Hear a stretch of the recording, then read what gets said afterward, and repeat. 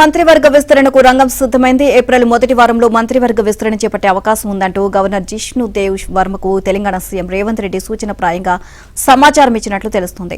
2వ తేదీ సాయంత్రం లేదా 3వ తేదీ ఉదయం కొత్త మంత్రుల ప్రమాణ స్వీకార కార్యక్రమం పెట్టుకోవాలని భావిస్తున్నట్లు గవర్నర్కు చెప్పినట్లు సమాచారం.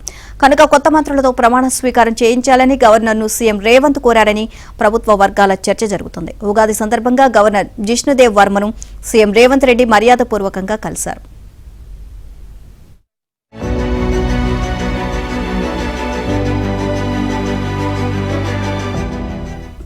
గవర్నర్ జిష్ణుదేవ్ వర్మతో సీఎం రేవంత్ రెడ్డి అరగంట పాటు విడిగా సమావేశమయ్యారు. వారిద్దరూ పాలనాపరమైన అంశాలపై మాట్లాడుకుంటున్నట్లు సమాచారం. ఏప్రిల్ మొదటి వారంలో మంత్రివర్గ విస్తరణ ఉండవచ్చని, 2వ తేదీ సాయంత్రం లేదా 3వ తేదీ ఉదయం కొత్త మంత్రుల ప్రమాణ స్వీకారం ఉండవచ్చు అని గవర్నర్కు సీఎం వివరించారని పార్టీ వర్గాల్లో చర్చ జరుగుతోంది.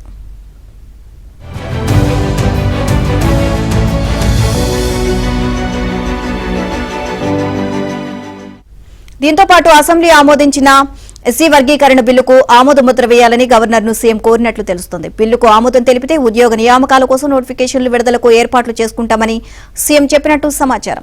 ఎస్సీ వర్గీకరణ చట్టరూపం దాల్చాకే కొత్త ఉద్యోగ నోటిఫికేషన్లు ఇస్తామని అసెంబ్లీ సాక్షిగా తాను ప్రకటించిన సంగతిని గవర్నర్కు సీఎం గుర్తు చేసినట్లు తెలుస్తోంది.